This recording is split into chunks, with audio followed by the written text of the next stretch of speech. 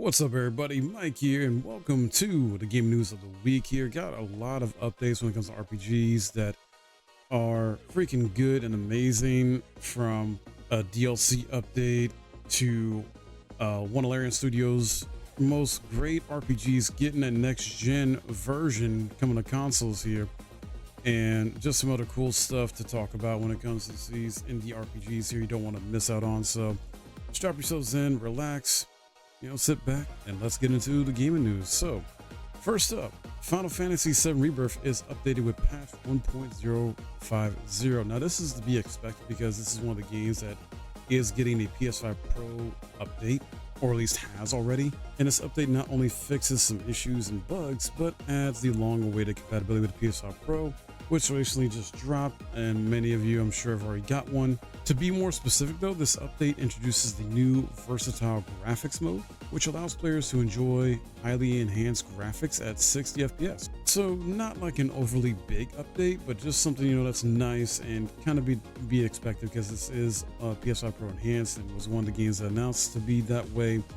And while a lot of reviews I've checked out of the PS5 Pro essentially make it out to be like something nice to have, it is not essential to own, basically, which is kind of my thoughts and feelings going into it anyways. Like, it's already a couple $100 more than the base PS5. It honestly only makes games like look and maybe run a little bit better, slightly better, things like that, and with some games having to be comparable to PC versions of them. But with this game and like other games, it's always good when they get updates and patches that fixes more bugs and glitches. I think that's the more important thing here, along with the versatile graphics mode, to give players a nice experience overall if you own that version of the console. I'm good on my PS5 though. I'm enjoying it. I'm still waiting to see what the PS6 is going to be like. I'm speculating that's going to be $1,000 with the disc drive in it minimum, and then maybe the all digital will be $800. Just my speculation. And with how things are in the gaming market, and Sony essentially is the big shark or whatever the heck right now with no real competition, they're going to charge what they want. So I could easily see them doing that. Moving on to Blasphemous 2 will make some changes to the New Game Plus mode. More than a year after its release on PS5, Xbox Series, Switch, and PC, Blasphemous 2 returns with a new update and its latest DLC. At the end of October, the Game Kitchen released Mea Culpa, a DLC that expands the base game with new content, additional areas to explore, and the return of the iconic sword from the first game. However, issues arose with the update, which introduced a New Game Plus mode that includes the true tournament difficulty. This has been well received by fans, prompting the dev team to essentially make adjustments, like urgent adjustments.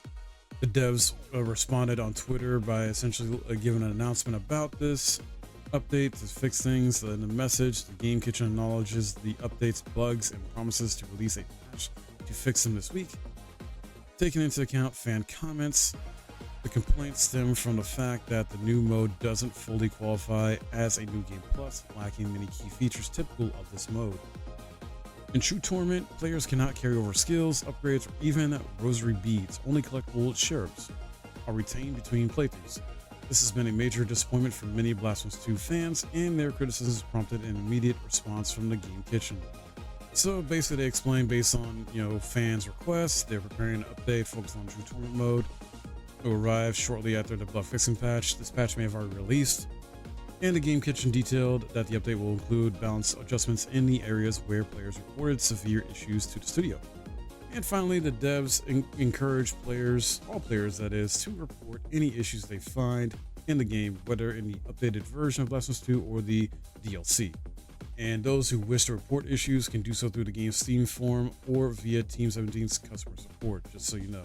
So good news there, indie devs are paying attention. They're trying to keep their game good and balanced out and fixed. Well, that's definitely important these days with any game, honestly. You just gotta keep it updated properly, especially when you got fans reporting stuff. And going into another update for a game, this is for Lords of the Fallen. Now, I know what you're thinking, like, wait, didn't this game already get its last big major update a while ago? And yeah, I thought so too, but apparently it receives update 1.6. And this update is like the Rebirth update, where it's going to enhance performance, technical performance that is, on the PS5 Pro.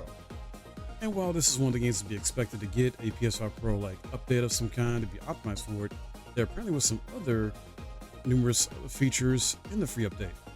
1.6 includes a range of important changes, technical improvements, and more. And what some are considering the most striking part of the patch is that the PS5 Pro, it's optimized for PS5 Pro. The game runs at dynamic 4K and 60 FPS in performance mode, while quality mode delivers 4K at 30 FPS. Texture density has increased by 40% as well. They've made further gameplay enhancements based on community feedback and extensive playtesting. They've adjusted troop density based on feedback. They adjusted certain mob encounters to create a smoother, more immersive combat experience. Range enemies have been adjusted. Certain range units' perception to correct cases that felt unfair or unrealistic. Jumps, when it comes to like platforms and perch, have been refined with improved indicators, making jumps clearer and navigation smoother. There's been PvP scaling to enhance skill-based PvP. Devs have rebalanced scaling mechanics, especially for weapons and spells with magical infusion. These changes are exclusive to PvP, so PvE players can continue their current builds. And then you got attack drift. Some weapon attacks have been slightly adjusted to reduce drift, providing a greater sense of control while preserving effectiveness and supporting your playstyle. And some other cool stuff here is they improved the tutorial experience. They've improved lighting in the profane sepulture, gradual tutorialization of Umbral, simplified first jump tutorial, light Reaper boss adjustment in New Game 0, dynamic ambient sound, adjusted enemy spawn curve, Scarlet Shadow delay increase, reduced vignette effect, clear Umbral eggs, performance, as you can see here. You can stop the video if you need to like read this a bit more in detail, leave it up. But really good stuff here. You know, like I said, I thought they were done with their last like final patch that essentially added like what modders would normally add to it. Like there's like a randomizer now and for enemies and items, and there's some other cool stuff, but it's all like, you know, saved after first playthrough. You got to beat it the first time, and then you do a new game plus, you can have it be a randomized new game playthrough, or sorry, new game plus playthrough, things like that. So they've added really cool stuff there based on fan feedback to really make this Souls-like game really stand out more. And honestly, I like it. Like, I like when, you know, a dev like this understands that this is stuff that modders are going to do anyway for a lot of these like Souls-likes and other games in general, whether it's like quality life improvements, randomizers, or other stuff that helps the game feel and be more fun on a new playthrough. So I hope other devs take note and do this and just incorporate this in like future games. Like heck, From Software, for example, if whatever their next game is, maybe not at launch, but maybe in a post update, yeah, add a randomizer mode for New Game Plus. Go for it. Heck yeah, why not? Do it. You know? And glad Side Games is, you know, still at it, making updates to this game. I know they're working on the next Lords of the Fallen game. I think maybe another game besides that, but yeah, very cool stuff. And then, if you are a fan of Larian Studios and Divinity Original Sin 2, well, you'll be happy to know the Definitive Edition will launch soon on next-gen consoles. A recent rating appears to have hinted at studios' plans for these consoles and PCs, so it looks like this may get an update on PC as well too. But yeah, Divinity Original Sin 2, one of their best RPGs for Larian Studios, in some ways better than Baldur's Gate 3, but Baldur's Gate 3 obviously is also better in a lot of ways too from this game. And there's no exact release date, it looks like. It's just supposed to be, I guess, within the remainder of the year sometimes supposed to happen. So by the end of the year, I'm guessing we'll get the next gen versions of this. And sometimes, if not a lot of times, you know, when these ratings happen, it's usually the ESRB, but this time it's the PEGI one, if you don't know. Unlike Entertainment Software Rating Board, the European page has not been updated with new details for games, simply adding the planned versions as reported by Gematsu.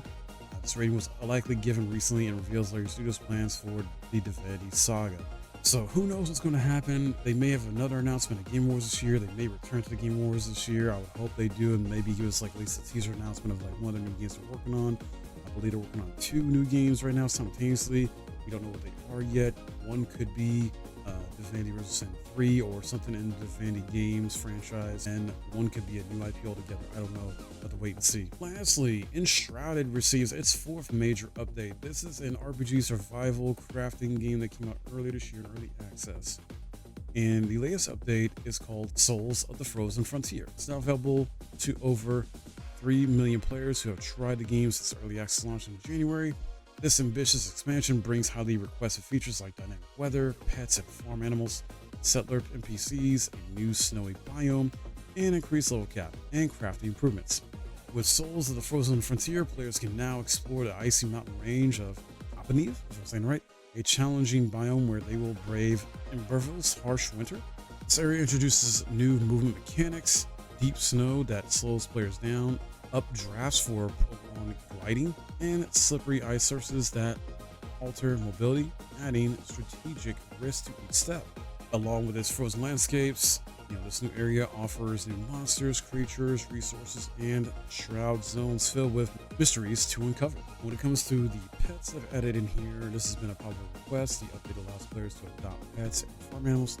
Non-aggressive creatures can be tamed to offer companionship in a homelier atmosphere at bases. These pets also provide occasional resources as a thank you for sheltering them, making them a valuable addition for those who enjoy base building and life simulation aspects. And this honestly makes sense. A lot of other survival games do this same type of mechanic, so the fact that it's just now coming in here is kind of surprising, but at the same time it's good they're putting it in here. And with these settler NPCs, these NPCs can be invited to the bases to assist with crafting tasks and introduce new outfit options for players. Additionally, dynamic weather is now a reality, which I mentioned before. This is bringing like extreme cold, rain, and other environmental changes that require players to adapt with specific recipes and gear to withstand the shifting conditions. The level cap has now been raised to level 35, so this is unlocking additional skills and spells to further customize each class. Crafting has also evolved with new materials like snow, which can be used in various biomes without melting, allowing players to decorate their bases with winter themes.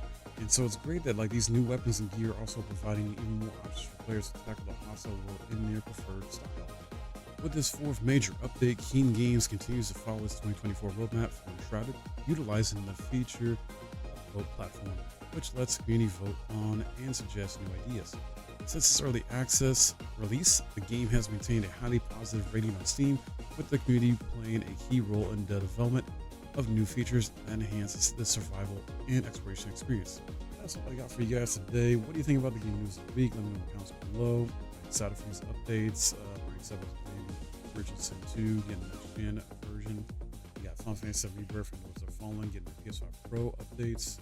And the devs of Blasphemous 2 are fixing some stuff there when it comes to the DLC and New Game Plus stuff there. So it's good to listen to fans. And, all in all, a good week, I would say, for gaming when it comes to gaming news with all these updates and announcements. So, yeah, guys, I'm happy for that. And if you found this video helpful and enjoyable, please hit that like and subscribe for new. My name is Mike. Thanks for watching.